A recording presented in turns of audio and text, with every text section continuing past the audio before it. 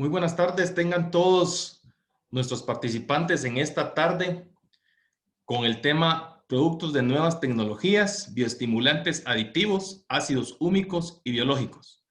Para la gremial de proveedores de insumos agrícolas, es grata la oportunidad de agradecer a dos grandes conferencistas de nuestras empresas socias, en este caso Disagro. Contaremos con la participación del ingeniero Jorge Navarrete, quien es de nacionalidad chilena, ingeniero agrónomo con un postítulo en gestión de calidad de la Pontificia Universidad Católica de Valparaíso, Chile, con 15 años de experiencia como delegado técnico y comercial en empresas multinacionales de nutrición vegetal. En Disagro, como Product Manager PNC, corporativo de bioestimulantes y responsable de dirigir actividades del Departamento de Marketing de las líneas estratégicas de bioestimulantes en Guatemala, El Salvador, Honduras y Nicaragua, como Costa Rica, Panamá y Colombia. Es encargado de buscar, seleccionar, introducir y desarrollar nuevos productos bioestimulantes en los países donde opera Disagro, así como entregar directrices técnicas y comerciales de los productos al equipo de Product Managers de las unidades operativas. Tendremos también a nuestro conferencista Sebastián Gajardo, de nacionalidad chilena, ingeniero agrónomo, especialista en manejo de suelos y aguas de la Universidad de Chile. Cuenta con 15 años de experiencia en la industria de nutrición de cultivos.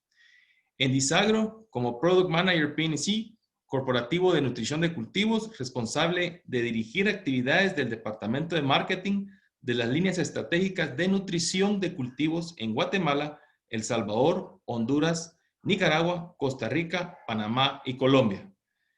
Dirige la introducción y desarrollo de nuevos productos de nutrición de cultivos en los países donde opera Disagro. Desarrolla y entrega directrices de marketing para cumplir con los objetivos propuestos. Lideran un equipo de Product Managers de las unidades operativas y entrega directrices que permiten desarrollar los productos estratégicos de la compañía. También es responsable de la búsqueda de nuevas tecnologías, aplicaciones que permitan aumentar la diferenciación en la compañía. Nuevamente es grato darles la bienvenida a todos ustedes, agradeciéndoles que mantengamos activo el chat de preguntas y respuestas, el cual daremos a conocer al finalizar la presentación de ambos ingenieros invitados. Agradeceremos también que mantengamos micrófonos y cámaras apagadas para que el ancho de banda pues, se pueda mantener. De esta forma, Jorge Navarrete, ingeniero, te damos la bienvenida y puedes iniciar con tu conferencia. Buenas tardes. Bueno, muy buenas tardes. Muchas gracias por esta invitación. En esta presentación les voy a hablar del concepto de bioestimulante y los tipos de bioestimulantes que más se están utilizando hoy día en el mundo y en la región.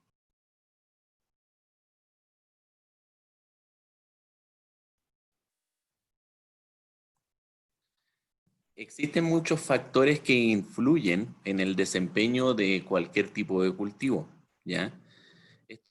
Estos factores generan situaciones de estrés que pueden ser estrés permanente o estrés esporádico, ¿ya? Sin embargo, un cultivo siempre está sometido a algún tipo de estrés.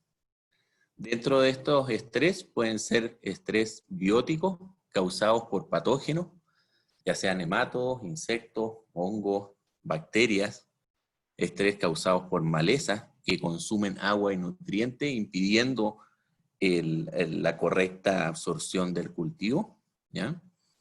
Y por otro lado, estrés de tipo abiótico, que son las condiciones medioambientales, ya sea viento, temperatura, salinidad en el suelo, contenido de metales pesados, exceso o falta de humedad, ¿ya?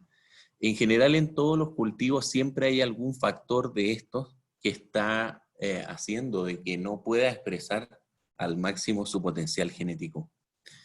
Y es justamente el uso de bioestimulantes una herramienta que permite aminorar estos efectos de estrés, ¿ya? Por mucho tiempo se han utilizado los bioestimulantes, pero solo recientemente hay una definición para este grupo de productos, ¿ya? Esta definición la realizó el EBIC, que es el Consejo Europeo de la Industria de Bioestimulantes, que agrupa unas 30 empresas formuladoras y comercializadoras de bioestimulantes en Europa, ¿ya? Y ha determinado que un bioestimulante es una sustancia o mezcla de sustancias o mezclas con microorganismos que está diseñado especialmente para estimular procesos biológicos, ¿ya? Y eso es con la finalidad de mejorar una condición productiva, ¿ya? Y superar situaciones de estrés. Eso en términos simples. Dentro de los bioestimulantes hay muchos grupos, ¿ya? Y la verdad que es difícil de clasificar porque existen muchas combinaciones entre ellas. Los 5 grupos más importantes son, en primer lugar, extractos de algas, ¿ya? Que son potenciadores naturales del metabolismo gracias al contenido de fitohormonas naturales que contienen. Un segundo grupo son los aminoácidos, que se utilizan para saltar pasos metabólicos y permitir que el cultivo ahorre energía y de esa forma sea una buena herramienta para superar situaciones de estrés. Un tercer grupo son fitohormonas, ya sea naturales o sintéticas, que son potenciadores químicos del metabolismo de una forma mucho más directa que los extractos de algas, ¿ya? Por otro lado, el uso de microorganismos, ¿ya? Que pueden ser tanto para protección como para bioestimulación o mejoras en la nutrición, como es el caso de las micorrizas. Y finalmente el quinto grupo, estamos hablando de los ácidos húmicos y o fúlvicos, ¿ya? Conocidas como enmiendas húmicas o enmiendas orgánicas, cuyo objetivo es mejorar la eficiencia y disponibilidad de nutrientes, junto con dar una mejora también en la estructura del suelo. ¿Qué beneficios tienen el uso de los bioestimulantes? Como les indicaba hace un momento, es incrementar la tolerancia de los cultivos para resistir y o superar situaciones de estrés, ¿ya? El producto que más se utiliza para ese fin son los aminoácidos.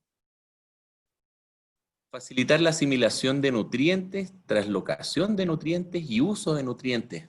Para ese fin se utilizan normalmente aminoácidos y extractos de algas. También existen formulaciones que pueden tener aminoácidos y algas en el mismo producto, ¿ya? Yo ahí lo he puesto por separado.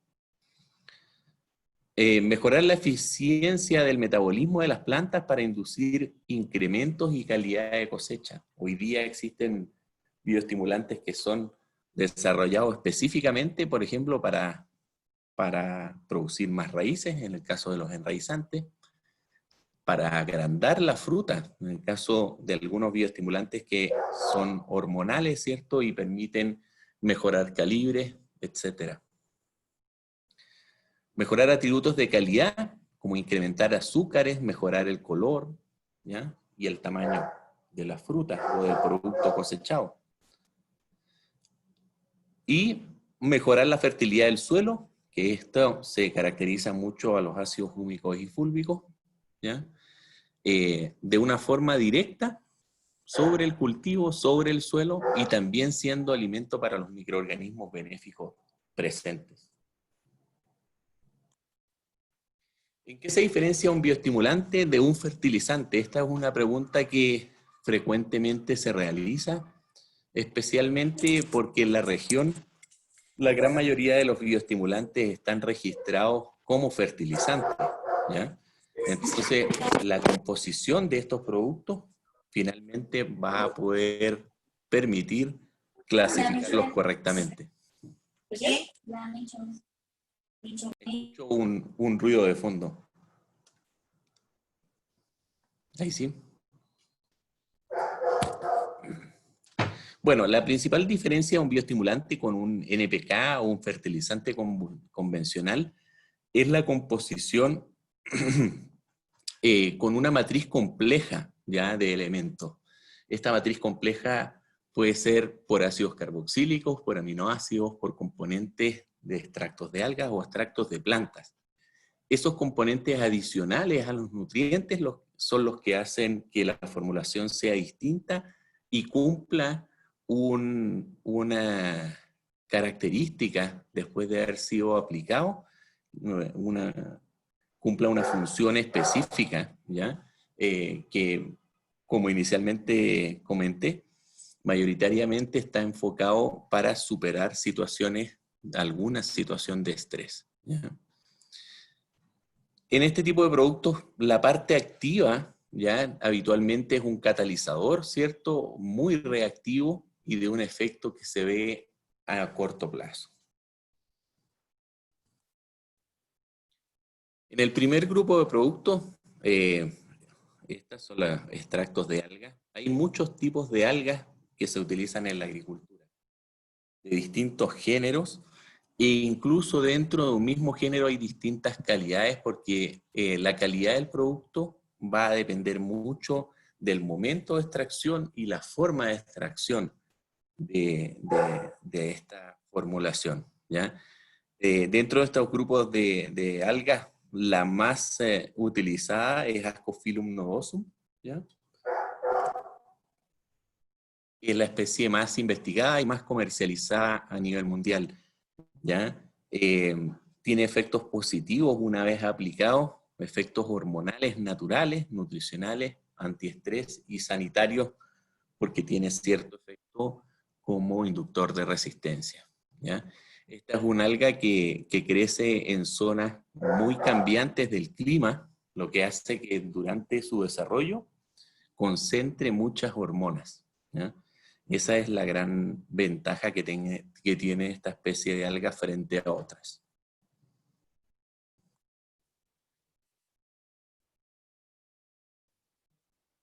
¿Qué conseguimos después de aplicar un extracto de alga? Es promover el desarrollo del cultivo, ¿ya? Incrementando la actividad fotosintética, promocionando las funciones estructurales, metabólicas y de transporte de fotoasimilados y de nutrientes, ¿ya?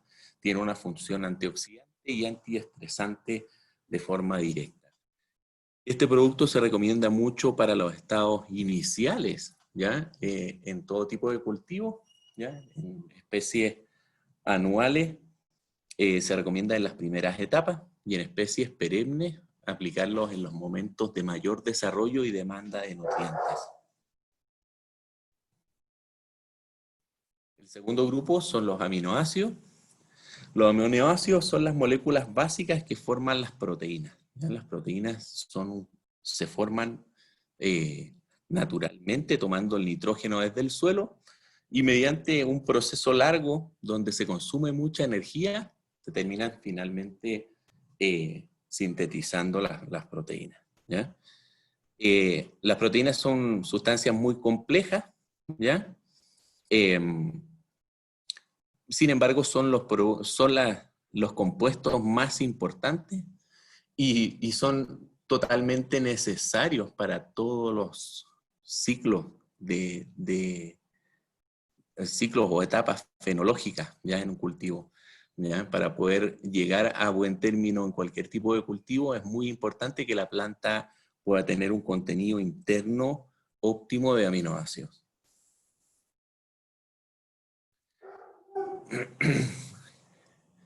La estructura de los aminoácidos general es tener un grupo amino y un grupo carboxílico, ¿ya? Donde el radical es lo que cambia entre un aminoácido y otro. Las plantas tienen más de 200 aminoácidos, pero solamente 20 aminoácidos participan en la síntesis de proteínas, ¿ya? Que se le llaman aminoácidos esenciales.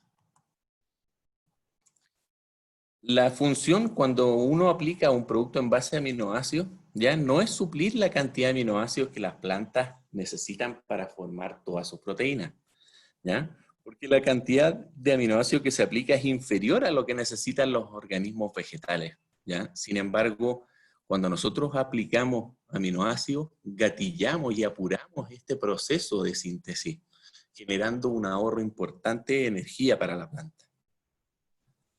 ¿Ya? Al ahorrar esa energía, la planta puede salir, por ejemplo, de un estrés mucho más rápido. ¿Ya? Una planta estresada está consumiendo una gran parte de energía. Entonces, cuando nosotros hacemos aplicaciones de aminoácidos, generamos un ahorro de energía que le va a permitir crecer y retomar, digamos, su ritmo de crecimiento normal. Dentro de este grupo de formulaciones con aminoácidos, con algas, ¿cierto? Y también con algunas hormonas, están los enraizantes, ¿ya? Que son productos que se aplican en cultivos anuales al inicio del desarrollo del cultivo y en cultivos perennes en los flash de desarrollo de raíces, cuyo objetivo es formar una cabellera potente radicular, ¿ya? Y de esa manera tener mayor superficie de absorción de agua y de nutrientes, que finalmente está directamente relacionado a la producción.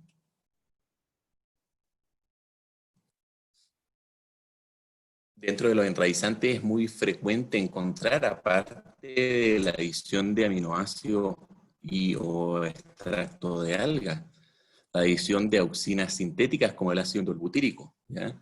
Esta sustancia promueve directamente el desarrollo de raíces, ¿ya? En general, el uso de enraizantes hormonales es bastante frecuente en la región y es una muy buena herramienta para el establecimiento en todo tipo de cultivos. Finalmente, el último grupo de productos que les voy a comentar son los ácidos húmicos y fúlbicos. Este tipo de productos, que pueden ser en formatos sólidos para aplicarlos en mezclas junto con los fertilizantes de suelo, o puede ser en formato líquido para aplicarlo vía fertirriego o drench directamente al suelo. Los ácidos húmicos y fúlbicos tienen son formulaciones que permiten mejorar la condición física, química y biológica del suelo.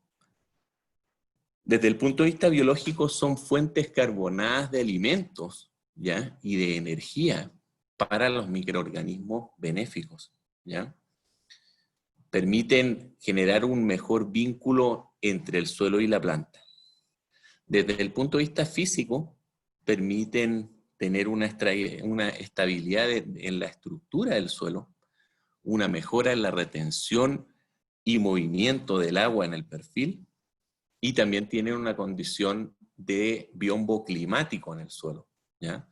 Haciendo que el suelo quede a una temperatura más homogénea, ¿ya? Y menos dañina en el caso de climas muy cálidos o muy fríos, ¿ya? Y desde el punto de vista químico son productos que generan aumentos en la capacidad de intercambio catiónico, que es el tamaño, la despensa de nutrientes en el suelo. Es un regulador del pH, ¿ya? Y tiene la capacidad de complejar elementos nutricionales, dejándolos más disponibles para que las plantas los puedan absorber. Desde el punto de vista estructural, los ácidos húmicos funcionan como una especie de pegamento entre los componentes del suelo, ¿ya? Entonces, eso genera que da una mejora en los agregados, una estabilidad en la estructura del suelo, haciéndolo menos resistente a la erosión, por ejemplo, y menos susceptible a la compactación.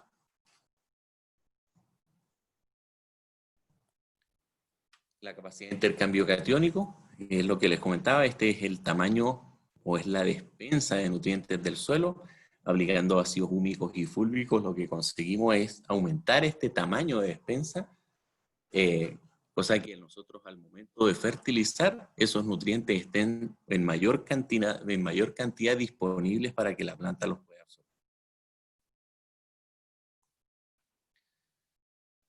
Estos ácidos húmicos son capaces de complejar, ¿ya?, cationes metálicos, ¿cierto? Como en este caso se muestra el ejemplo del cobre. ¿ya? Eh, Fundamentalmente cationes, y también tiene la capacidad de complejar aniones, ¿ya? Dejándolos más disponibles para que las plantas los puedan absorber, y cuando hay, por ejemplo, un exceso de algún elemento, también lo aleja, ¿ya? Eh, de la, lo aleja o reduce la capacidad de que tenga la planta de absorberlo. Por eso es tan frecuente el uso de ácidos húmicos en suelos que tienen altos contenidos de cloro, por ejemplo. Es una buena herramienta, ¿ya? Cuando un elemento está en exceso, al estar complejado, es más fácil de lavarlo y que ese elemento nocivo, ¿cierto?, pueda ir a profundidad. Y finalmente, una característica de los ácidos húmicos, especialmente aquellos que son formulados en base a leonardita americana, son los grupos funcionales, ¿cierto? Que son grupos carboxílicos, quinona, grupos hidroxilos, ¿ya? Que tienen efecto directo sobre la promoción al desarrollo de raíces. Los ácidos húmicos y fúlvicos son moléculas complejas, son muchos tipos de moléculas, ¿ya? Es difícil estandarizar, ¿ya? En general son muchos tipos de moléculas que en su conjunto generan estos beneficios.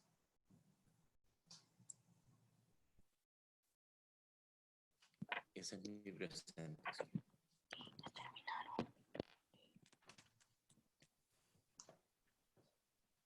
Muchas gracias, Jorge, por tu intervención. Bastante interesante el tema que nos has compartido. Muchas gracias a todos quienes ya nos acompañan en esta tarde. Ya hay una pregunta generada, Jorge. No sé si querés darle. Sí, por supuesto. Bueno, pregunta José: ¿los bioestimulantes se pueden clasificar como orgánicos? Sí, mira, hay bioestimulantes con certificación orgánica para uso en agricultura orgánica o agricultura ecológica. Y hay bioestimulantes sintéticos, que son puramente hormonas, ¿ya? Hay muchos tipos, hay combinaciones, ¿cierto?, de productos que se hacen en base a fermentaciones, ¿ya? O ¿cómo se llama?, a digestiones, en el cual el producto final obtenido se combina con formulaciones químicas, ¿ya? También puede ser llamado orgánico cuando su base de formulación proviene solamente de en base a extractos o de plantas, ¿ya? Pero para poder ser utilizado en agricultura ecológica debe cumplir una serie de requisitos que además dependen de la casa certificadora. Muchas gracias, Jorge. Pregunta Luis Shikai: las hormonas giberelinas, ¿cuántas aplicaciones se recomiendan realizar en una cosecha? A ver, eso depende mucho del cultivo. Si es en un cultivo de ciclo corto, como una lechuga, con una sola aplicación y ojalá en una formulación trihormonal, que no sea solamente ácido giberélico, sino que también tenga auxinas y citoquininas, puede ser una muy buena herramienta para, por un lado, poder tener un producto cosechado más grande, ¿cierto? Y en un menor tiempo, ¿ya? En cambio, en cultivos perennes, ¿ya?, se pueden hacer 3, 2 aplicaciones dependiendo de la condición. Menciona también Luis Shikai que en su caso dice que la lechuga ha tenido efectos negativos con las giberelinas. Sí, eso es cuando la dosis es muy alta. Por eso es como indiqué recién, el efecto de una hormona sintética va a estar muy relacionado con la cantidad de otras hormonas, tanto dentro de la planta o como en la formulación que uno aplique. En general, el ácido giberélico puro no se recomienda aplicarlo solo, ¿ya? Por eso está muy fuerte el auge de los productos trihormonales, porque compensan esa diferencia hormonal y hacen que el efecto sea más suave, ¿ya? Ok, sí, justamente, y hablando de ese efecto, dice que a él le ha representado un efecto como candela, un efecto de candela. Correcto. Hay algunos países que dicen que la planta se va en vicio, En ¿ya? vicio, exacto. Correcto. Un exceso de gibrelina o de ácido gibrelélico puede generar tallos muy delgados, ¿cierto? Puede ser una planta más grande, pero muy débil, ¿ya? Hay usos de ácido gibrelélico en banano para aplicación en post cosecha, para evitar la maduración a corto plazo, ¿ya? Pero para un cultivo comercial lo que siempre aconsejo es utilizar un producto trihormonal más que un ácido gibrelélico puro, digamos, o una citoquinina pura como puede ser el CPPU. Muchas gracias. Neri Gordón pregunta, ¿se podría determinar el porcentaje de mejora en cuanto a producción de un cultivo utilizando bioestimulantes versus la fertilización convencional? Sí, ese es un punto importante. Los bioestimulantes y cualquier fertilizante foliar siempre son un complemento a la fertilización de suelo, ¿ya? No es o aplico uno o aplico el otro. El uso de bioestimulantes asume de que la fertilización del suelo es correcta, ¿ya? Cuando la fertilización del suelo es deficitaria o es excesiva, el uso de un bioestimulante no va a corregir ese problema, ¿ya? Perfecto. Jimmy Hernández pregunta, ¿las hormonas no provocan vicios o estrés en las plantaciones o aceleran la muerte en una planta? Todo es cuestión de dosis, ¿ya? Hay herbicidas que son en base auxínica, hay herbicidas que son hormonales, que si nosotros los aplicamos en muy baja dosis, pueden actuar como un bioestimulante. El 2,4-D, por ejemplo, es un ejemplo de ello, ¿ya? En las hormonas es muy peligroso pasarse en la dosis, ¿ya? Si se utilizan en las dosis adecuadas y como les comentaba, idealmente en formulaciones trihormonales, son una gran herramienta. Muchas gracias. Y por último tenemos la pregunta de Alan Vázquez. En cuanto a los aminoácidos, ¿estos aumentarían la atracción a plagas y enfermedades por las plantas, como dice la teoría de la trofobiosis? ¿O en la formulación se procura que las cantidades suministradas no aumenten esto? No, la verdad que no se ha visto ese tipo de efectos porque son formulaciones que se absorben muy rápido por parte de la planta.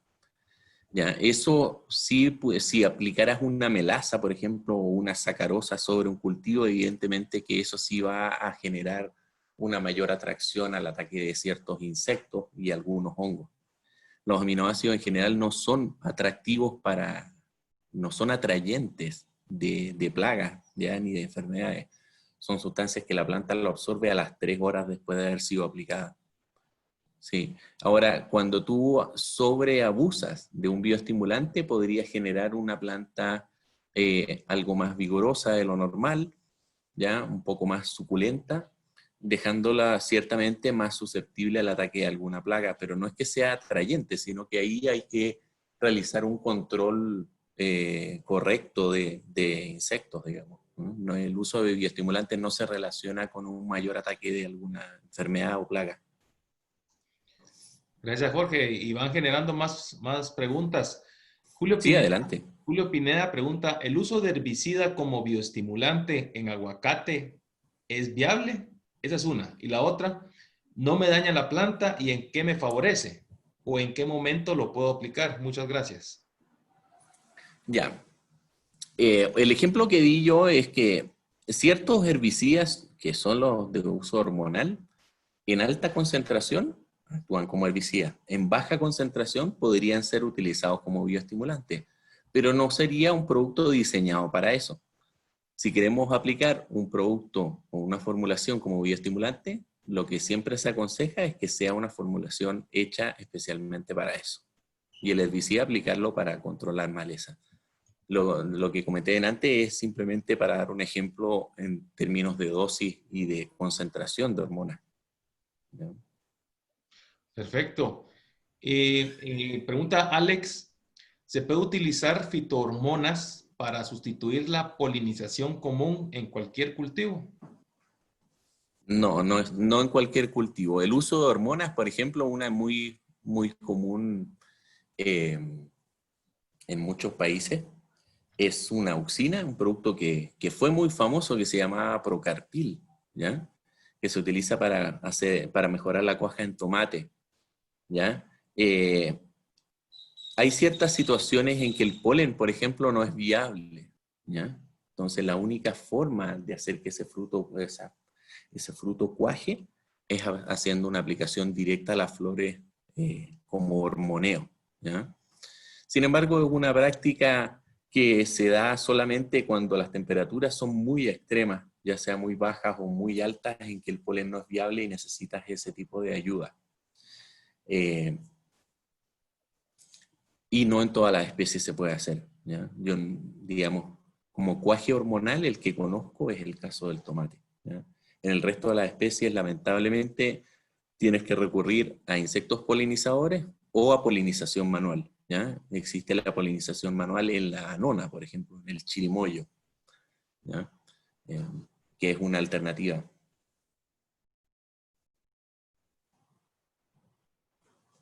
Perdón, Jimmy pregunta, ¿los ácidos húmicos funcionarían para corregir el pH en los suelos? No, no es para corregir, es para hacer un efecto de tampón. Es una herramienta para minimizar el efecto de un pH extremo, ¿ya? Pero para corregir un pH, por ejemplo, si estamos en un suelo muy ácido, lo correcto es hacer una aplicación de cal, ¿ya? Y si estamos en un suelo muy alcalino, es hacer aplicaciones de ácido sulfúrico, ácido nítrico, ¿cierto? O de azufre, ¿ya? Para generar cambios como una enmienda de suelo, ¿ya? Los ácidos húmicos permiten que donde fue aplicado se genere una mejor condición de pH y que es más disponible los nutrientes, pero no va a cambiar el pH del suelo. Muchas gracias, Jorge. Te Sí. agradecemos bastante tu intervención. Han sido respondidas todas las dudas que se generaron en tu intervención. Vamos a dar paso a que el ingeniero Sebastián Gajardo pueda darnos el siguiente tema.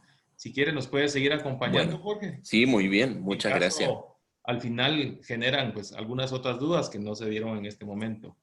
Sí, por supuesto. Gracias a todos los participantes que nos acompañan.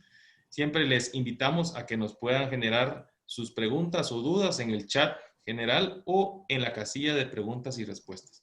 Entonces, vamos a darle la oportunidad de compartir pantalla al ingeniero Sebastián Gajardo. Muchas gracias, Jorge. ¿Qué tal, Muy Sebastián? bien, Buenas gracias. tardes. Bienvenido. Hola, muy buenas tardes. Bienvenido. Muchas gracias por la instancia. Adelante. Voy a comenzar a compartir mi pantalla.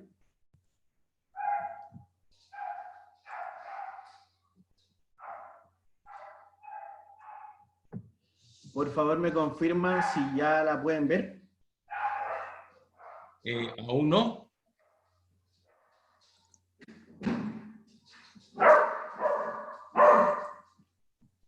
Dame un segundo. Está cargando, Sebastián. ¿Ahora sí? Sí, perfecto. Buenísimo. Ahora sí. Adelante. Bueno, me pidieron que habláramos sobre los temas que ya vio Jorge, que fueron bioestimulantes y ácidos húmicos y fúlbicos, y me tocó a mí la tarea de hablar sobre aditivos y sobre productos biológicos. Voy a hacer una mezcla, vamos a ir avanzando en la presentación, voy a hablar de ambos aspectos. Como introducción, contarles a grosso modo cuál es el mercado de fertilizantes a nivel mundial, para que ustedes entiendan cuál es el desarrollo que se ha hecho con respecto a esto. El mercado de fertilizantes a nivel mundial pasó de 175 millones de toneladas en el 2010 a 187 millones de toneladas en el 2018. De ese porcentaje de aumento, el incremento más grande se lo llevó el fósforo y el potasio. A desmedro del nitrógeno, perdón, voy a cambiar mi puntero para ir mostrándoles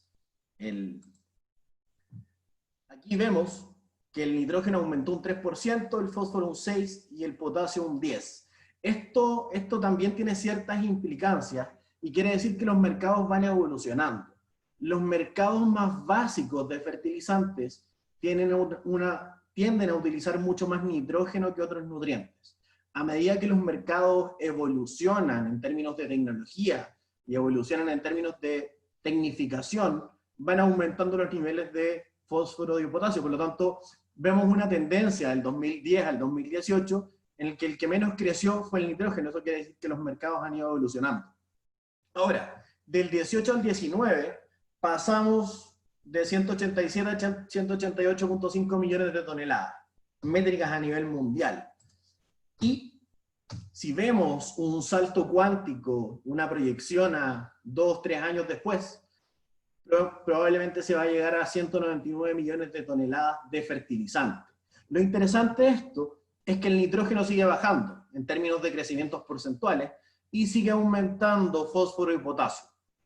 Y otro dato muy interesante que tiene mucho que ver con nosotros es que gran parte de ese aumento que está pronosticado se lo va a llevar Latinoamérica, Asia y África.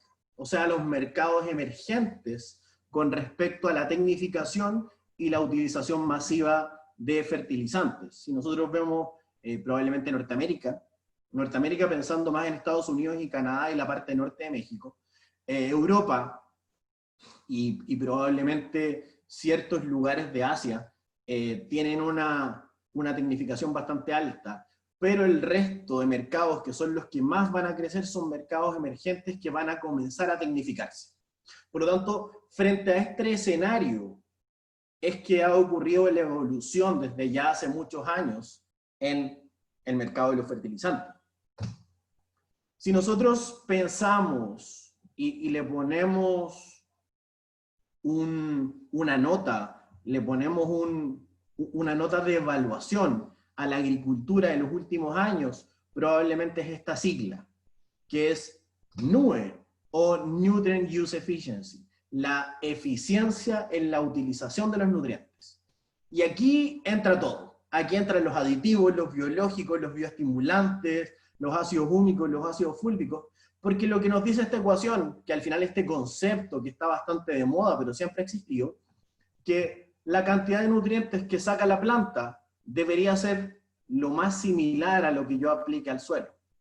Por lo tanto, mientras más se acerque a uno este concepto, este número de esta ecuación, de esta fracción, quiere decir que yo estoy siendo más eficiente en la utilización de los recursos que yo estoy poniendo al suelo, en este caso de la nutrición. Si miramos nosotros la historia de la agricultura, vamos a ir aquí añadiéndole un poquitito de tecnología.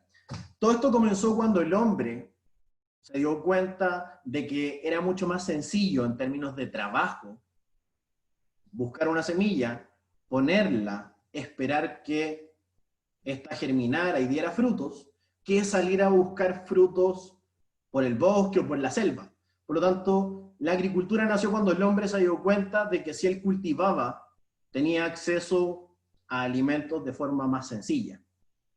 Y en ese momento empezó la evolución y empezó la utilización de distintas fuentes. De hecho, se han encontrado yacimientos muy antiguos que tienen mucho que ver con lo que les decía Jorge, donde cerca de las costas de la Bretaña francesa, zonas de mares muy fríos, los aborígenes en la antigüedad tomaban estas algas, que es Ascophyllum nodosum, y ellos las ponían para proteger y cuidar sus cultivos. Y se daban cuenta de que donde ellos sacaban estas algas que botaba la marea, las ponían cerca de donde estaban sus cultivos andaban mejor y se producían de mejor manera. O sea, empezamos con la agricultura y con la bioestimulación hace muchísimos años. Hace muchos años también se comenzó con la utilización de fertilizantes minerales. Y me refiero a fertilizantes minerales con fertilizantes que provienen directamente de yacimientos, como el cloruro de calcio, el cloruro de potasio, la roca fosfórica, los nitratos, el salitre. De hecho, yo soy chileno y probablemente Chile fue un país bastante rico hasta la Primera Guerra Mundial, cuando pasó lo siguiente. En la Primera Guerra Mundial había un señor de apellido Haber y otro señor de apellido Bosch, que lo que hicieron fue generar un proceso que requería alta energía, pero mediante el cual yo podía tomar nitrógeno de la atmósfera, que es el gas o el nutriente o el elemento más abundante en la atmósfera. Creo que un 75% de la atmósfera está compuesta por nitrógeno, pero ese nitrógeno la planta no lo puede tomar porque está como N2. Por lo tanto, estos señores lo que hicieron fue generar un proceso mediante el cual, con mucha energía, yo podía tomar este nitrógeno y transformarlo y pasarlo de un gas a un sólido. Y con esto se creó los nitratos, que obviamente en su momento estuvieron destinados para fabricar explosivos para la guerra. Por lo tanto, ellos tuvieron la suerte de que cuando ellos generaron este proceso, Alemania necesitaba tener nitratos, acceso a nitratos para fabricar explosivos. Por lo tanto, se industrializó rápidamente y después de la guerra se dieron cuenta que tenían una gran cantidad de nutrientes que podían utilizar en la agricultura, y esto ocasionó una revolución en la agricultura, porque teníamos acceso a nutrientes de manera bastante más sencilla, mucho más concentrada. Y se creó en ese momento el fertilizante que hasta el día de hoy es el más utilizado en el mundo, que es la urea, que proviene de, mediante un proceso energético, yo tomo nitrógeno de la atmósfera y lo transformo en un sólido.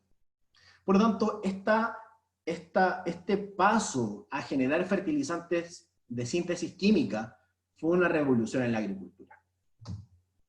Después de esto, nos empezamos a dar cuenta, y digo nos empezamos porque soy parte de la industria, que teníamos que ser más eficientes con estos nutrientes que yo estaba aplicando al suelo. Y desde este momento empezamos a trabajar con los aditivos. Y obviamente los aditivos han cambiado en el tiempo, pero los primeros aditivos que se utilizaron en la agricultura eran cubiertas de azufre.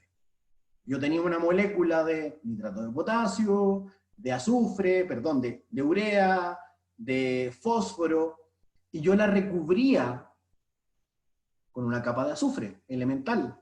Imaginemos un M&M, de estos caramelos, estos chocolates que vienen cubiertos de caramelo. ¿Cómo funcionan estos fertilizantes? A medida que pasa el tiempo, la humedad, la temperatura, estos gránulos recubiertos de azufre empiezan a romperse. Se empiezan a producir estas pequeñas fracturas por donde ingresa el agua y disuelve el fertilizante que está dentro de esta cáscara de azufre.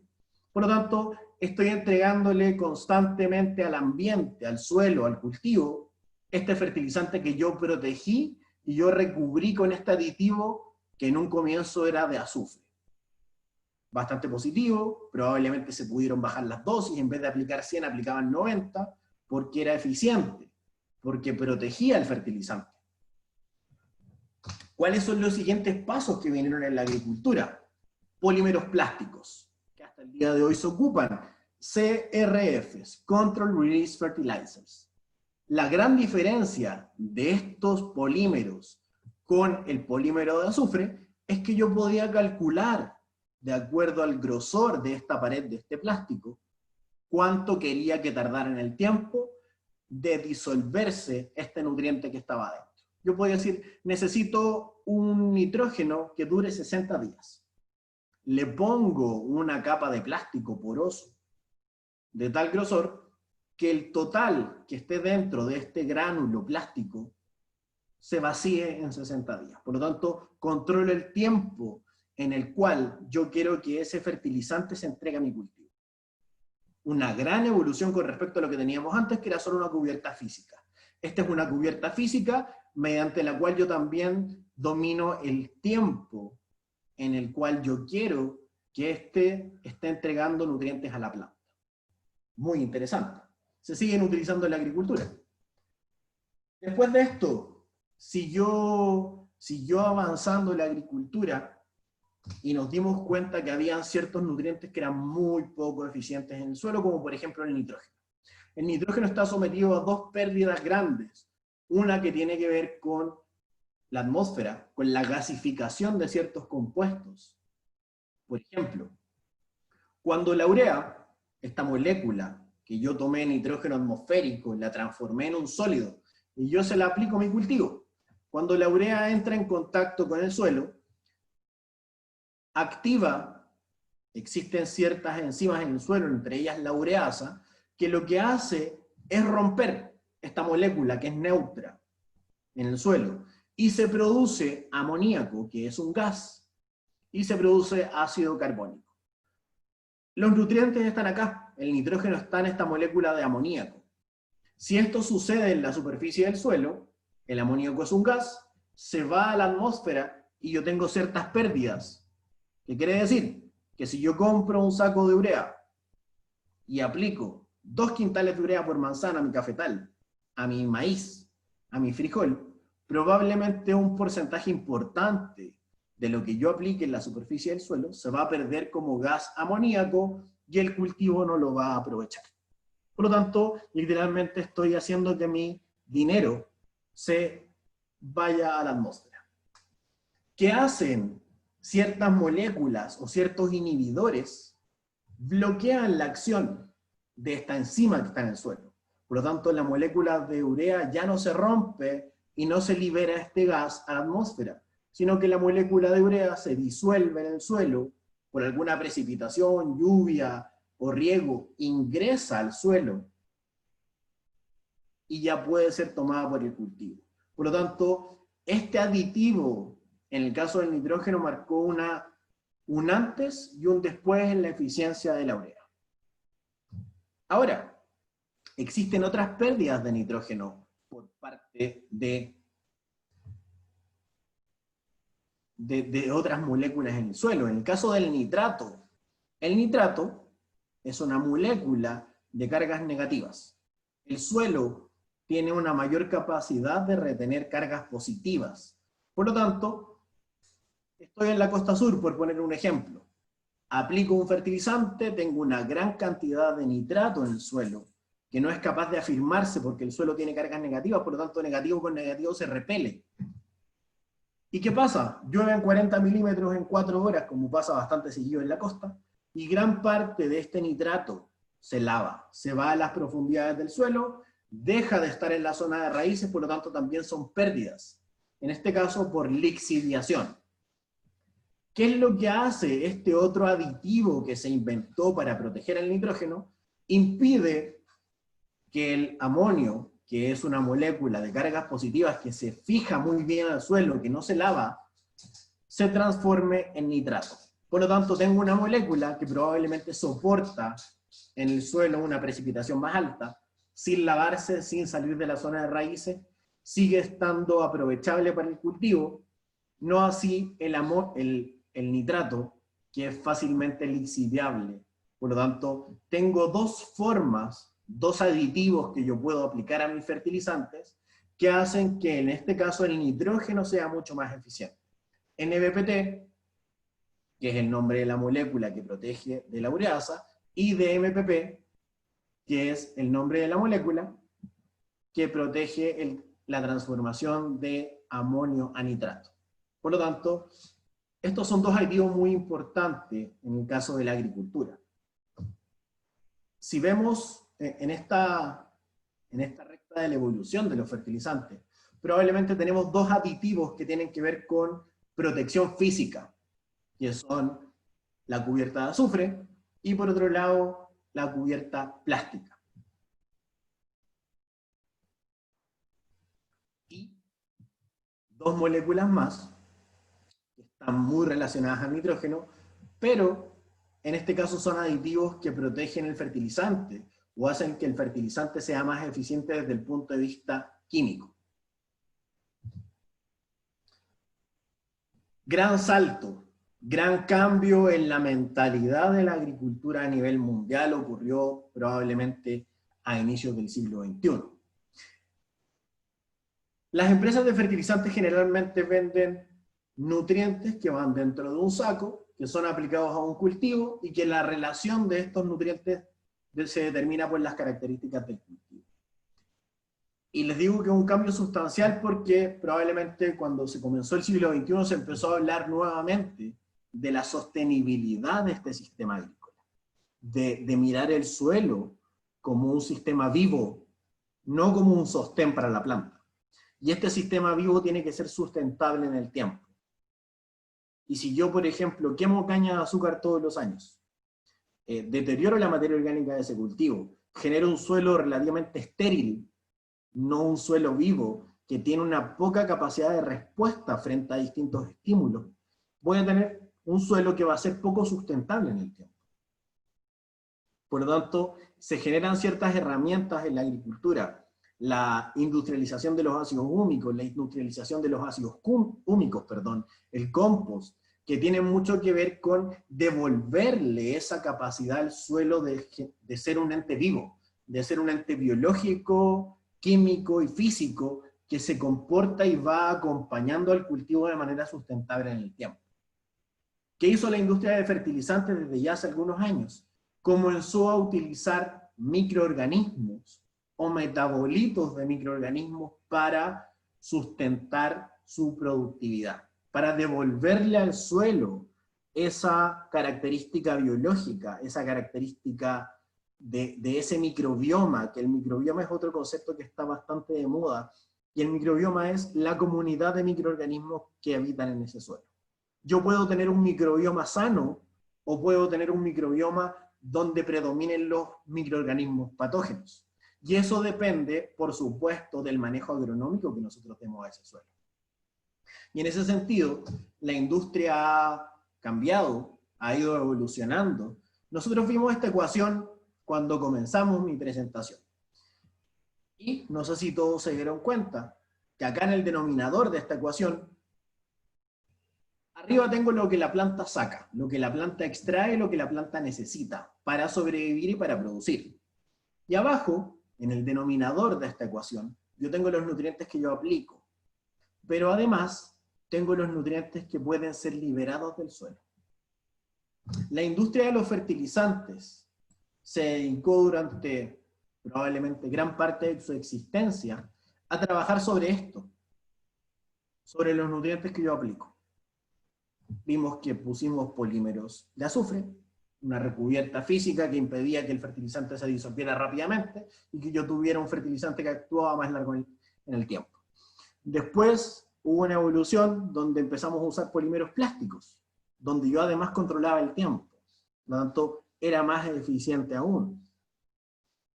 Después se crearon y se generaron los inhibidores que hacían que ciertos procesos químicos se detuvieran en el suelo, haciendo y protegiendo los nutrientes.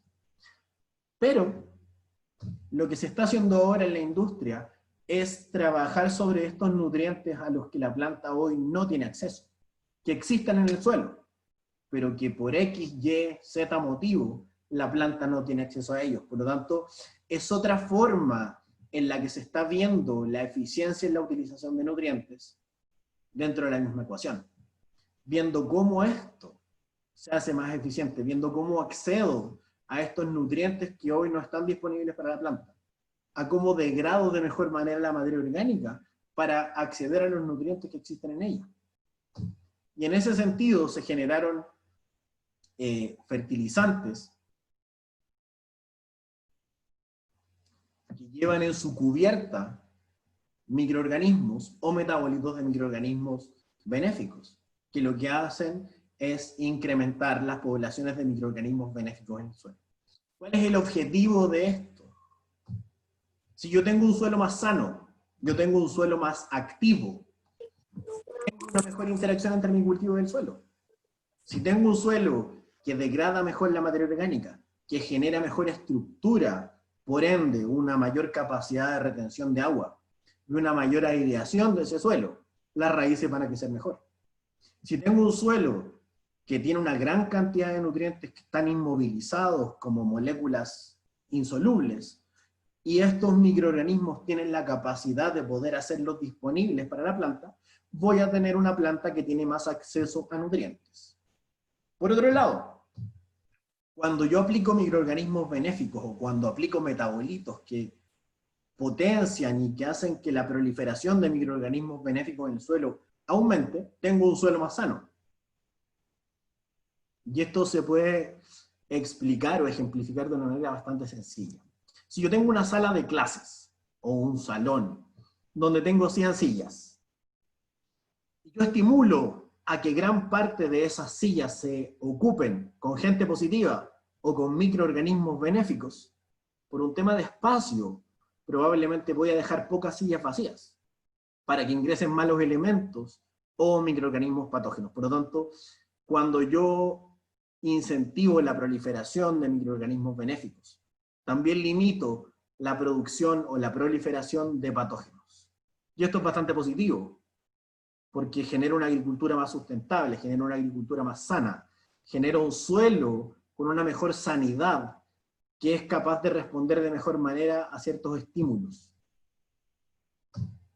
Obviamente, todo esto está enfocado en una mayor productividad. Entonces, si yo, aplicando 100 kilos de nitrógeno, producía 100, probablemente aplicando los mismos 100 con algunas de estas tecnologías que yo les he mostrado, puedo producir 120. No necesito aplicar más nutrientes, porque lo que estoy haciendo con todas estas tecnologías que yo les he mencionado, es hacer que esos 100 que yo estoy aplicando, sean en gran parte utilizados por el cultivo y no se pierdan.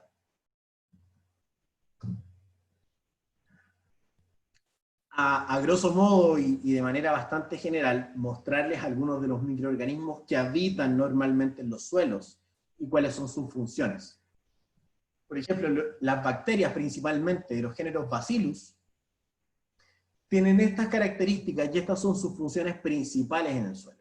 Mejoran la degradación de materia orgánica, producen formas solubles de fósforo. Por ejemplo, en suelos ácidos predominan las formas de fosfatos de hierro o fosfatos de aluminio, que son insolubles. Entonces, si yo pongo fosfato de hierro o fosfato de aluminio en agua y lo disuelvo, puedo estar disolviéndolo 10 horas y voy a tener fosfato de aluminio y fosfato de calcio. Tanto la planta no tiene acceso a esos nutrientes que están formando moléculas insolubles, pero existen microorganismos que son capaces de romperlo. Por lo tanto, ese fósforo queda disponible para la planta. Y también participan en el ciclo del nitrógeno. En el caso del género Clostridium, tienen estas características en términos de morfología, degradan materia orgánica y generan formas disponibles de nitrógeno. Este es otro género que es Flavobacterium, también participa en la degradación de materia orgánica, y el género Micrococcus también. Algunas de ellas también tienen la capacidad de producir hormonas con las que estimulan a la planta. Por lo tanto, también tengo un cultivo que está más activo. Una gran diferencia entre las dos de arriba, que es Bacillus y Clostridium, con Flavobacterium y Micrococcus, que son las que están abajo, que estas dos yo las denomino como los leñadores del suelo. Degradan materia orgánica con un bajo grado de descomposición. Cadenas largas, con crecimiento secundario, probablemente esto sería una caña, en el caso de caña de azúcar, y estas probablemente tienen una mayor capacidad de degradar hojas. Por lo tanto, al tener una mayor comunidad de microorganismos benéficos en el suelo, hago que este suelo sea más activo, desde el punto de vista físico, desde el punto de vista químico y desde el punto de vista biológico. Tuve la suerte el año pasado, antes de que nos tuviéramos que encerrar, de participar en el último congreso mundial que hubo de fertilizantes inteligentes o fertilizantes de alta eficiencia. Y me robé dos fotos de ese congreso, donde se explica en qué está la industria del fertilizante a nivel mundial hoy. Donde se hablaba de los superfertilizantes o de los fertilizantes inteligentes. Decían, ¿qué debería tener un fertilizante ideal? Un inhibidor de ureasa o de nitrificación, de acuerdo a las características del ambiente en el que esté trabajando. Que modifique biológicamente la rizósfera, o sea, que tenga un componente biológico dentro de ese fertilizante. Que tenga algún tipo de control en la entrega de los nutrientes. Que sea una formulación hecha a la medida. No es lo mismo si yo voy a Simán a comprarme un traje y me toca comprarme un traje L, que probablemente me va a quedar bien de panza, pero a lo mejor me queda algo largo de mangas, o tengo que hacerle un doblez al pantalón.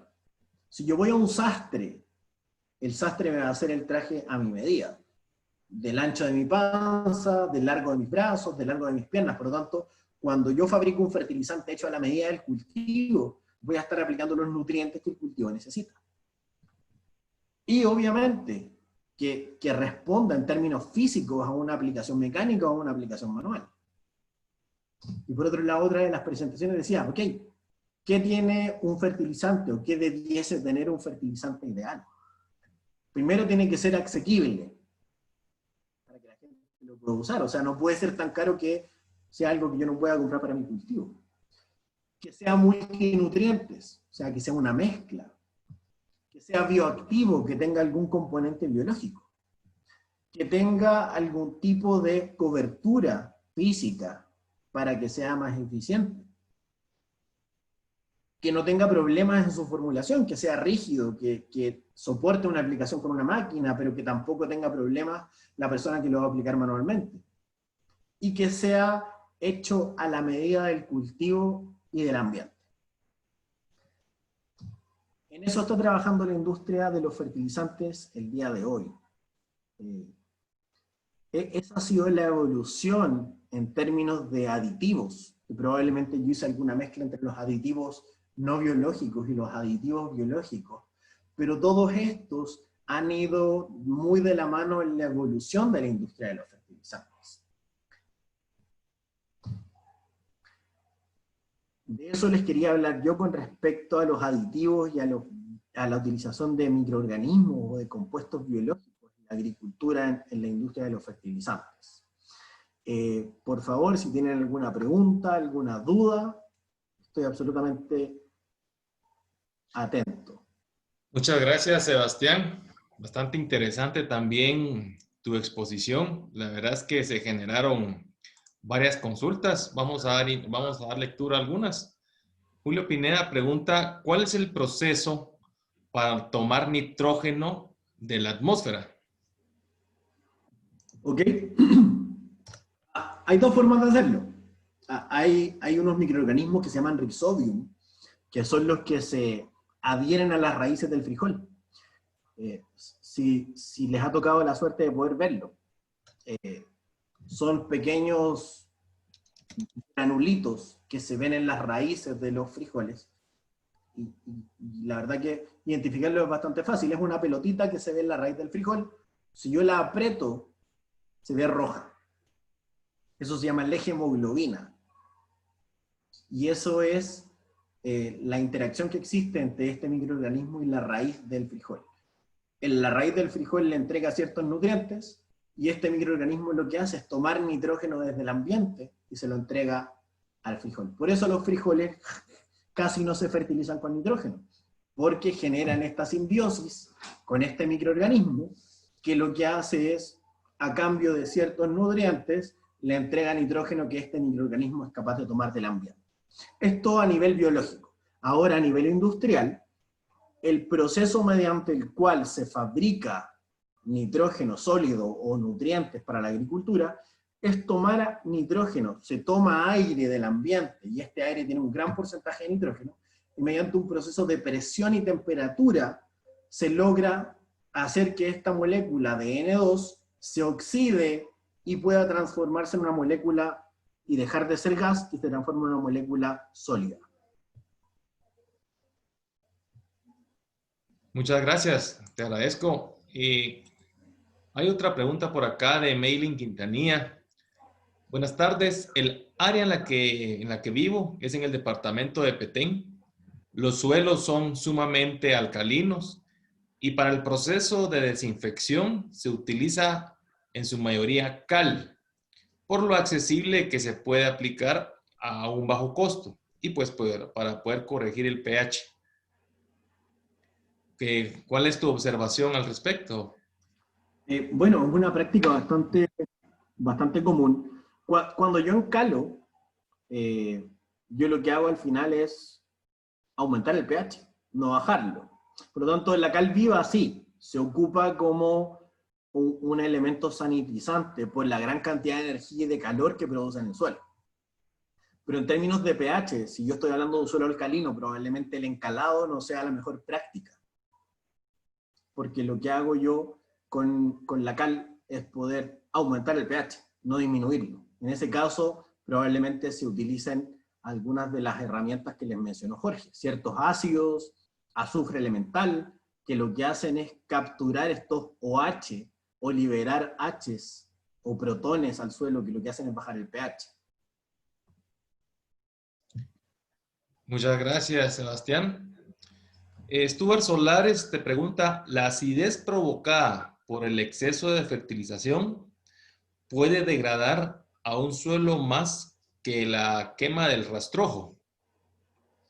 Mira, aquí la verdad que no es por ponerme la capa de trabajar en Disagro, una empresa de fertilizantes, pero obviamente existen ciertos índices que tiene cada uno de los nutrientes con respecto a su capacidad de acidificar. Cada vez que la planta toma un nutriente, si toma un catión, libera un anión.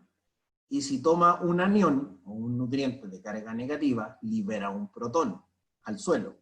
Por lo tanto, el proceso de acidificación tiene que ver con el intercambio de la planta con los nutrientes y también con la descomposición de ciertos fertilizantes. Por ejemplo, el sulfato de amonio libera 2 protones por cada molécula de nitrógeno.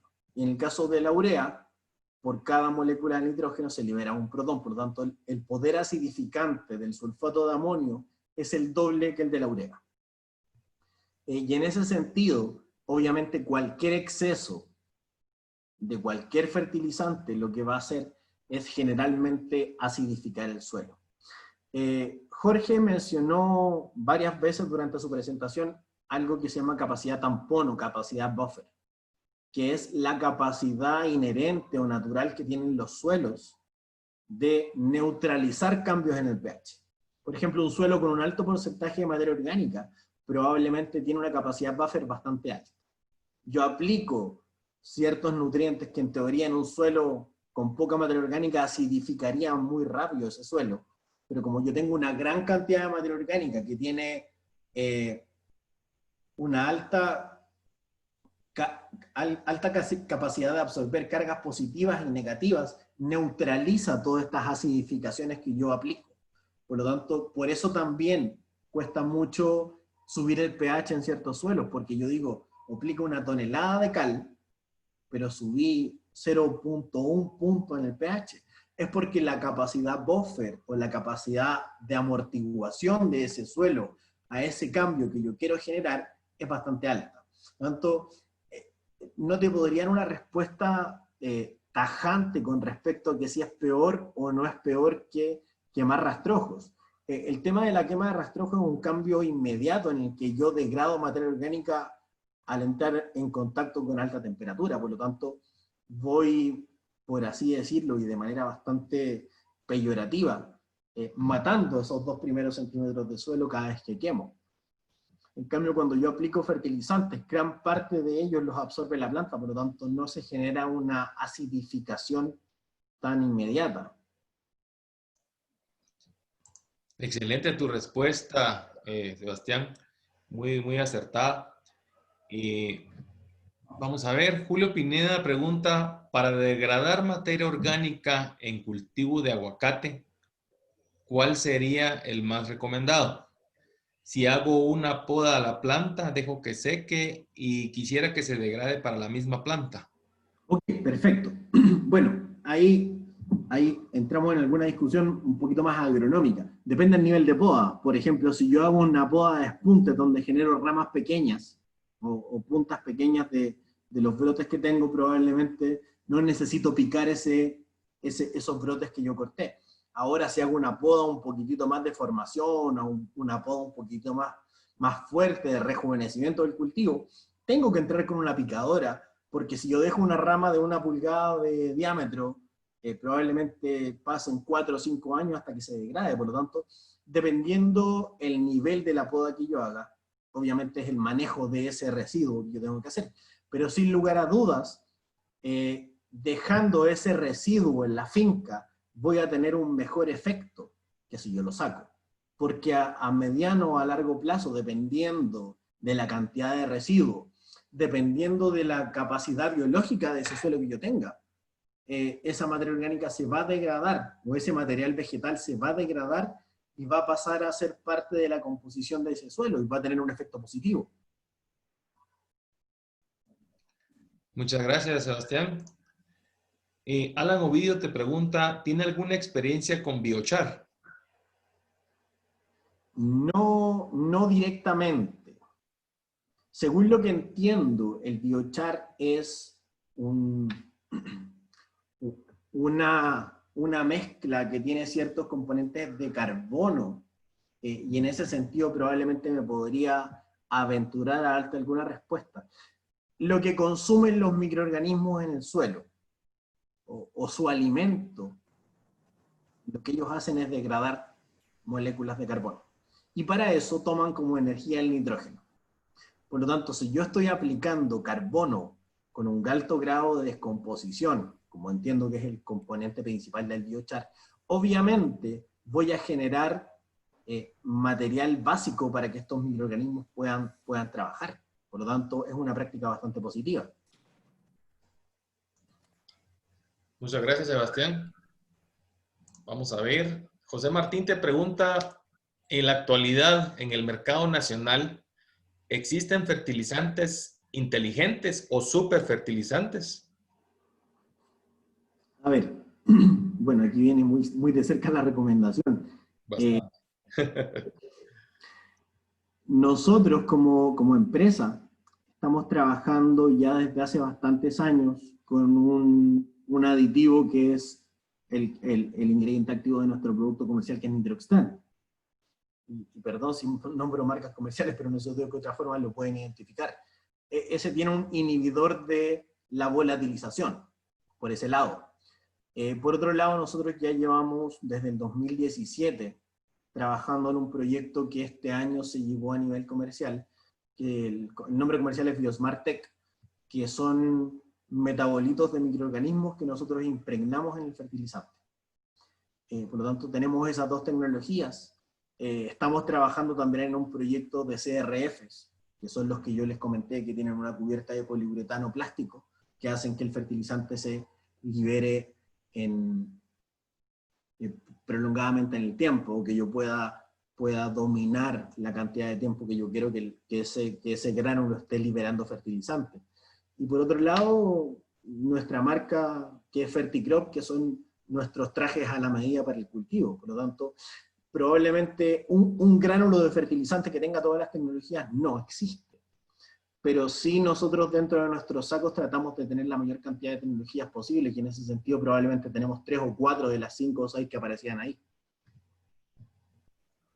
Muchas gracias, Sebastián.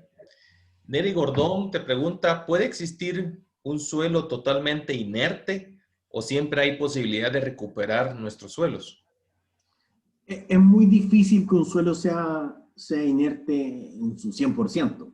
Lo que hemos encontrado, por ejemplo, en suelos cañeros o suelos de monocultivo muy intensivos, como por ejemplo melón o tabaco. Si nosotros miramos los consumos de ácidos húmicos, de ácidos fúlvicos, de bioestimulantes, en esos cultivos son bastante altos.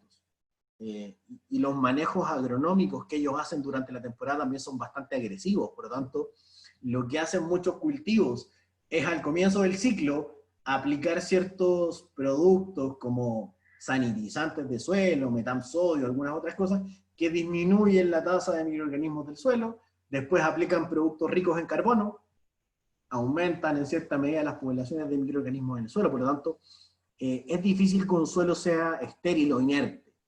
Que tenga una baja concentración o una baja actividad de este microbioma o de esta comunidad de microorganismos, sí, absolutamente. Y tiene mucho que ver con el historial de manejo del suelo. Muchas gracias, Sebastián. Ha sido una tarde bastante participativa. Aún tenemos más preguntas. ¿Qué te parece? Por favor.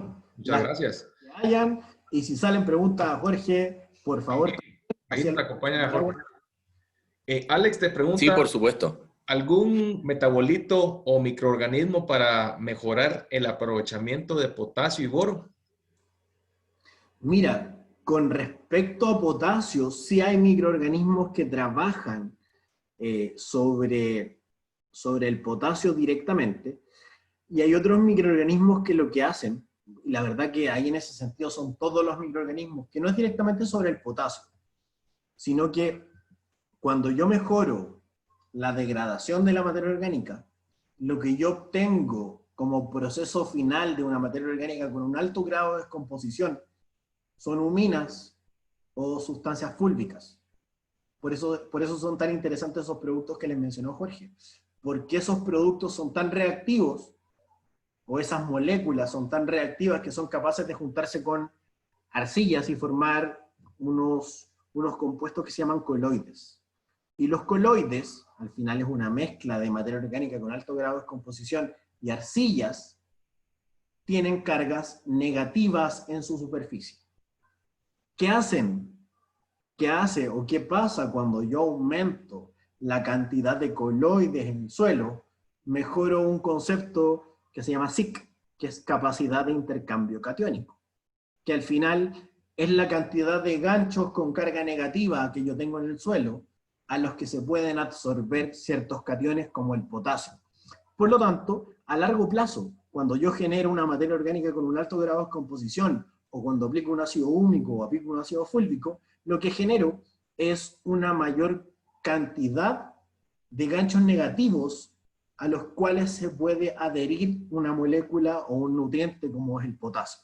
Por lo tanto, sí, ciertos microorganismos actúan directamente sobre el potasio, haciendo que se libere, haciendo que salga de las arcillas, que salga de moléculas en las que está formando parte estructural, y se libere para formar parte del pool de nutrientes disponibles para la planta.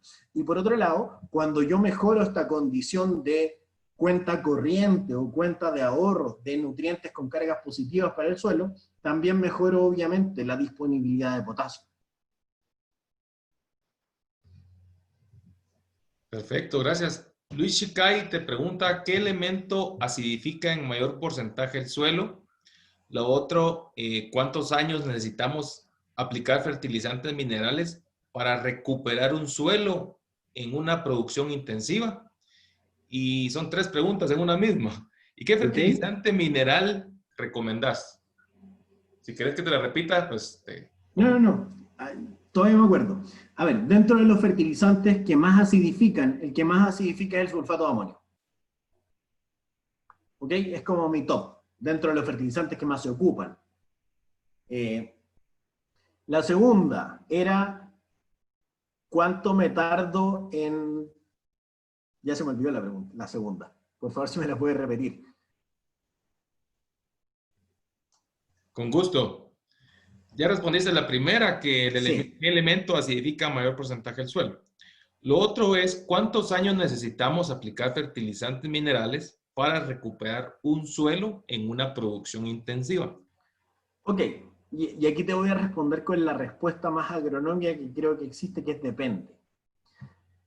Y la verdad que aquí probablemente me voy a dar una vuelta gigante y no te voy a terminar de responder tu pregunta. Depende del nutriente. Depende, claro. Suelo, y me voy a dar un ejemplo muy local.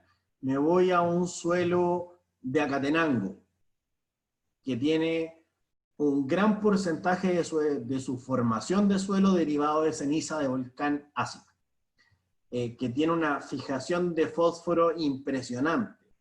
Probablemente pasen 50 años y yo aplique fósforo todos los años y un gran porcentaje de ese fósforo se fije a las arcillas del suelo, porque por una condición genética ese suelo tiene una capacidad enorme de fijar fósforo. Si nosotros pensamos en una arcilla de esas características, imagínate una cebolla que tiene 50 capas y que esas capas se van llenando de a una de fósforo y que se va inmovilizando y que lleno una y la temporada siguiente lleno la otra y lleno la otra y lleno la otra. Por lo tanto, depende mucho, uno, de las características genéticas del suelo. Dos, del nivel base en el que yo reciba el nutriente. Y tres, la cantidad de nutrientes que yo estoy aplicando versus los que está sacando al cultivo. Y aquí me cambio a otro cultivo que es caña de azúcar. Si tú te vas a los programas de caña de azúcar de producción cajonera, como dicen en El Salvador, o básica, aplican nitrógeno y potasio. La caña de azúcar no toma solamente nitrógeno y potasio. Toma calcio, toma magnesio, por supuesto en concentraciones mucho mayores. Por lo tanto, también depende mucho del historial que tenga ese suelo. y termino mi respuesta con otro cultivo que es banano. ¿Cuáles son los principales problemas nutricionales en términos de problemática en la fruta? Probablemente es la mancha de madurez. La mancha de madurez es un desorden fisiológico que aparece en ciertos meses del año, que tiene que ver con deficiencias de calcio. Y el bananero, ¿qué hace? Toma una muestra de suelo y dice, oye, pero tengo, y perdón mi francés, un chingo de calcio en el suelo, pero la planta no lo toma. ¿Ok? Revisemos tus planes de fertilización. Y sus planes de fertilización son 700 unidades de nitrógeno, 550 unidades de potasio.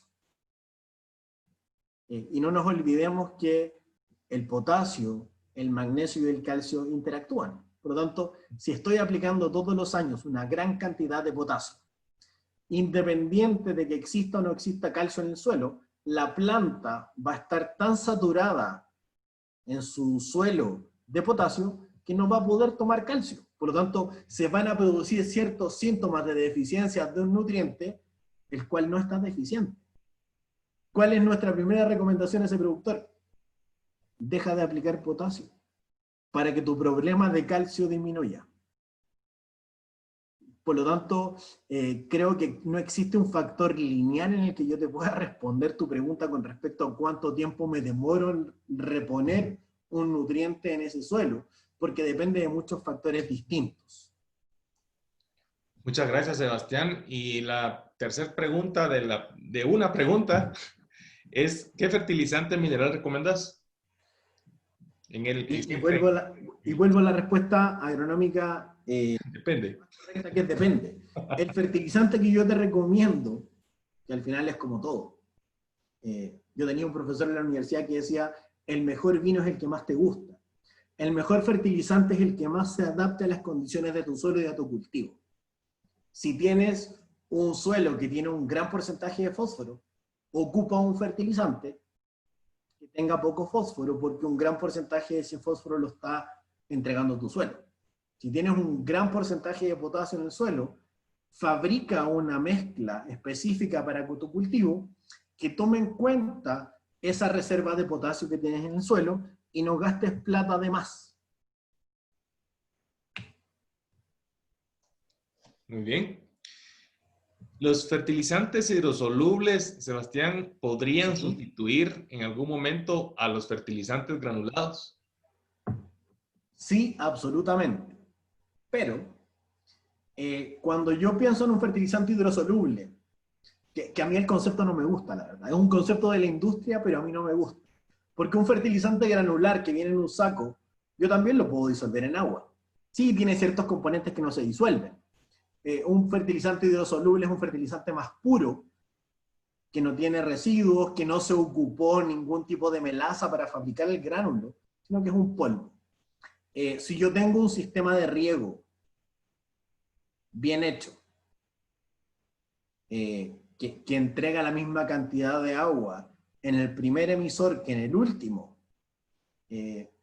probablemente voy a ser mucho más eficiente aplicando un nutriente vía riego que aplicando un granular.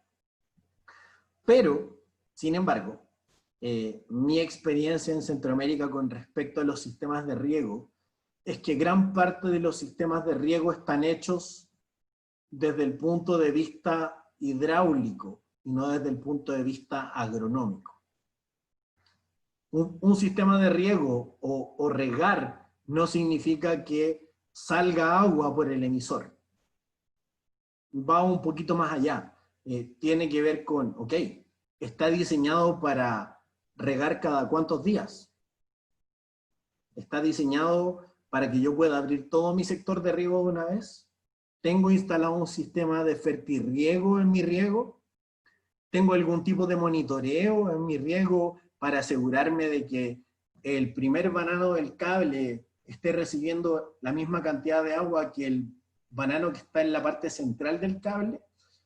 Si nosotros respondemos todas esas interrogantes que tienen que ver con la básica de cómo regar, estoy 100% seguro de que es más eficiente un fertilizante hidrosoluble que un fertilizante granular.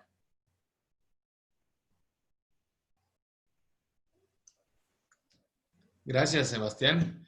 Y es que esta pregunta, fíjate que se partió en dos porque dice, te la voy a repetir, ¿los fertilizantes hidrosolubles podrían sustituir a los fertilizantes granulados? Ya que entiendo que hay varios hidrosolubles que cuentan con quelatos orgánicos que la planta los absorbe mucho mejor y rápido.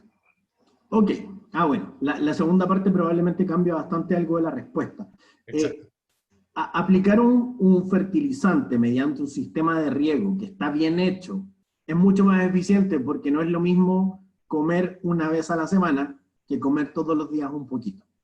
O sea, en ese sentido, con respecto a la cantidad de fertilizante que yo estoy aplicando día a día, es mucho más eficiente. Ahora, la tecnología de... Vemos nuestro corazón y vivamos con fruto espiritual.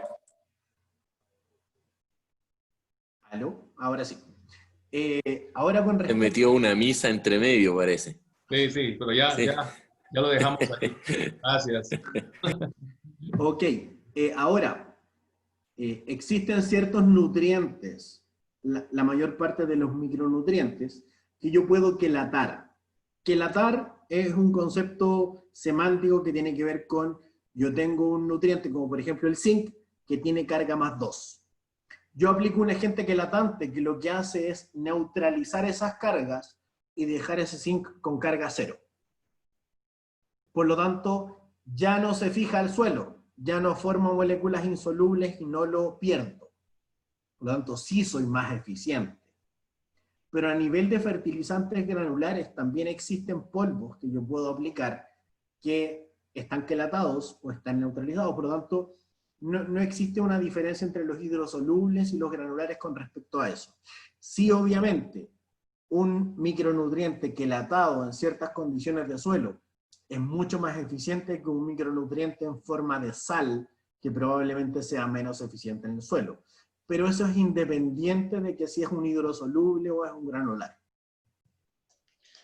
Gracias, Sebastián. Y por último, tenemos una pregunta de Julio López, y es que, ingeniero Sebastián, en aguacate, cuando existen problemas de potasio, ¿qué me recomienda? ¿O qué es lo que es recomendable? Ok, y esta pregunta te la puedo responder como chileno y como guatemalteco. Como las dos la aceptamos. Porque son condiciones muy distintas.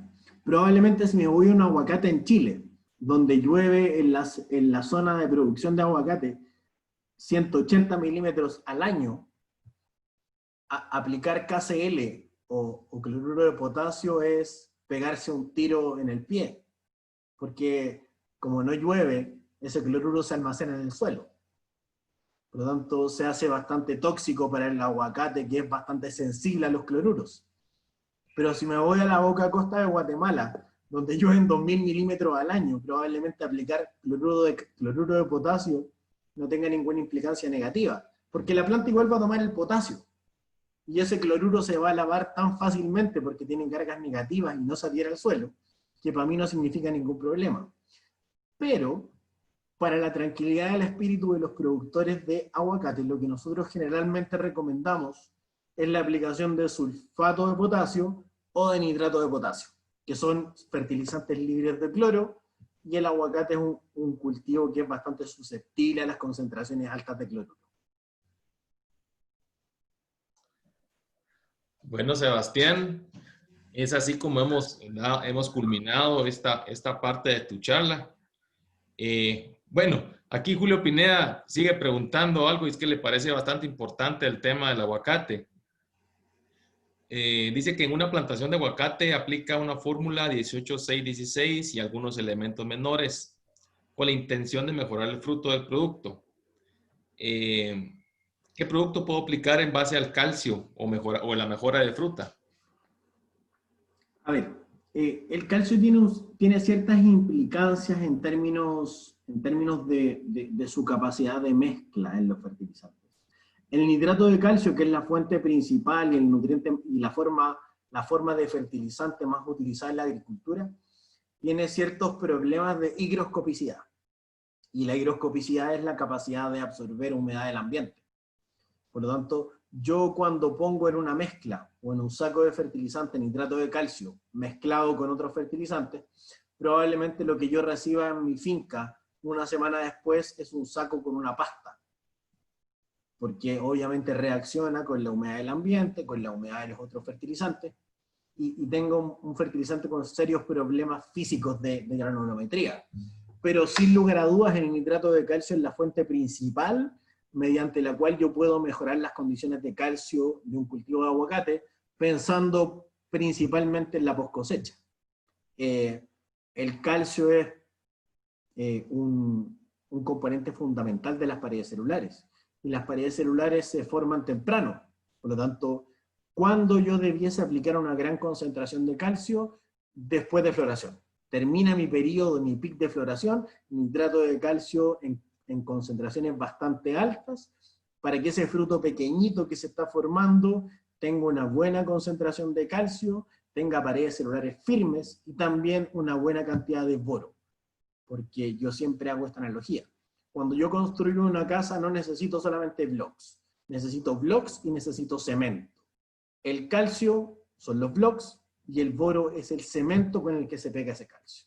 Por lo tanto, para generar células firmes, para generar un fruto con piernas largas, como decimos en los países que exportamos fruta, que dure un par de semanas en el anaquel del supermercado, necesito un fruto en el que yo ponga una gran cantidad de calcio y de boro después de floración para que ese fruto sea firme. Muchas gracias, Sebastián. Y ahora sí, una última pregunta, y es de Nancy Guzmán. Dice que si se realiza la aplicación del fertilizante en el riego, ¿cómo se podría manejar el nivel de pH, haciendo referencia que se necesite bajar o subir?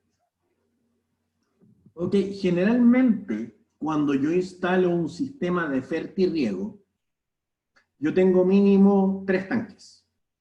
Un tanque para el calcio, que se aplica solo, o se inyecta solo al sistema. Un tanque para el NPK, o un tanque para el nitrógeno, el potasio y los micros, y un tanque para el fósforo, donde yo controlo el pH de acuerdo a la cantidad de ácido fosfórico que yo meta en esta solución de fertirriego. Si quiero tener una solución de fertirriego con un pH bastante bajo, un pH muy ácido, probablemente incremento la cantidad de ácido fosfórico, que cumple una doble función en ese sentido. Entrega fósforo por un lado y baja el pH por otro. Por lo tanto, es la forma más sencilla en la que yo puedo regular el pH de la solución de fertirriego que estoy aplicando. Bueno, Sebastián, muchas gracias. Y a la vez también agradecerte, Jorge, con mucha confianza, estos dos temas que nos han trasladado esta tarde. Han sido dos temas en los cuales generó pues bastante cosquilla, generó bastante duda, y sin embargo vemos cómo todos los participantes han podido tener sus respuestas de ustedes dos. La gremial agradece grandemente la participación del ingeniero Gajardo como el ingeniero Navarrete, y pues les damos un caluroso pues aplauso por esta participación. Un fuerte abrazo a ustedes dos, y pues decirles a nuestros participantes y recordarles que Gremiagro no está autorizada a trasladar las presentaciones. Sin embargo, sí los invitamos a que nos visiten en nuestra página web, donde estará el video de esta tarde para que ustedes lo puedan ver, y así pues ir respondiendo las dudas en cuanto a las respuestas que tuvieron aquí los estimados ingenieros, y así estar un tanto más claros. Así es que les agradecemos de parte de la gremial. Un fuerte abrazo, ingeniero Gajardo, ingeniero Navarrete. Tengan la mejor de la tarde. Muchísimas gracias. Muchas gracias por el tiempo, muchas gracias por la participación. Hasta pronto. Hasta pronto. Un abrazo. Abrazo.